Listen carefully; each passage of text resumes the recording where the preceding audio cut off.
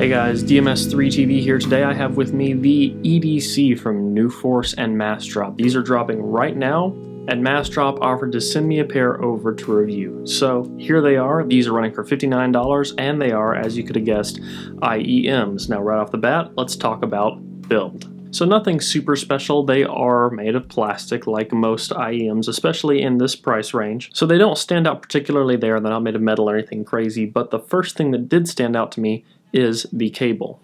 This cable right here reminds me almost identically of the cable that came with the Westone W10s I reviewed a while back, and I don't know if you guys remember that. It was in my IEM roundup. That cable is my favorite cable ever to come with IEM's stock. This one actually comes with two. One with this amazing braiding that just goes to a regular 3.5 angled, and another one that has a mic inline and a button. Now that one doesn't have the fancy braiding, but at least you have multiple cables. And of course that means, since multiple cables, this is detachable. It has a little 2-pin connector on it. They're fairly easy to take out, though I don't think they're going to slip out on their own, which is a feature I really think all IEMs should have, but I'm really pleased that they included that, especially on something in this price range. On top of that, with the cable being extremely comfortable, the tips on these things are fantastic. Now this has a very slim head on it right here where the actual tips fit on. It reminds me very much, once again, of the one that the Westones use. I'm not sure if this is the exact same size. I'll see if I can do some research. If I can find out, I'll put that up on the screen here somewhere.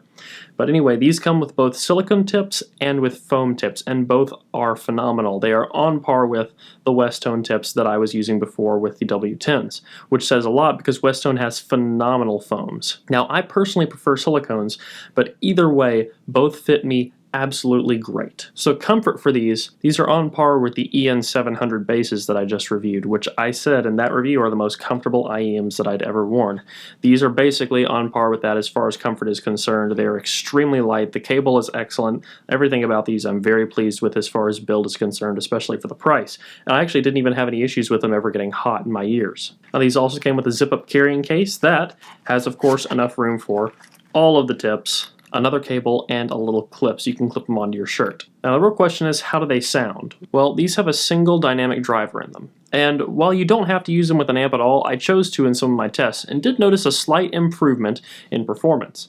Now, I mean, obviously not everybody's going to go out and buy a crazy amp for these, but things like impact were slightly, and I say very slightly, improved with an amp. I specifically was using these with an FB11 most of the time, which is known for being a pretty fast amp. Now the sound signature of these leans towards a little bit dark and a little bit warm. Not dark like the Westones were. I know I keep comparing these to the Westones, but these aren't dark like the Westones. These are dark as in like slightly veiled, kind of cutting down anything that could be potentially sibilant in highs, but not enough to like destroy them. I could still pick out highs pretty clearly, and it wasn't a deal breaker in any way. It still has vocal presence, which is very nice, and soundstage on these was actually extremely wide, much wider than the EN700s, much wider than the ATEs, anything like that I'd reviewed.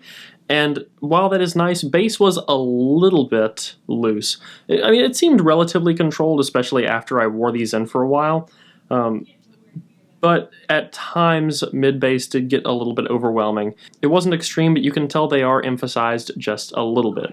Now, this isn't a bad thing, and these actually responded very well to things like EDM and other stuff like that, but even tracks that were more ambient seemed to fit in right at home with these EDCs. While sub-pressure could get intense at times, these aren't insane, overwhelming, stupid booming bass. It's just a slight enhancement. And with that being said, their combination of slightly veiled highs, relatively strong bass, and great soundstage makes these ideal candidates for gaming.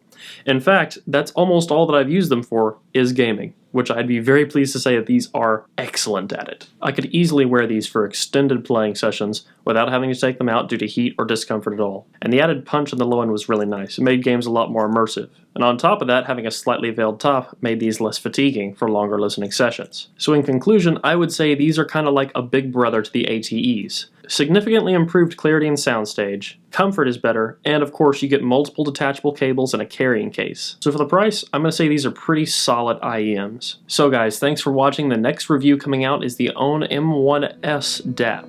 So make sure you stick around for that, and I'll see you guys next time. Peace.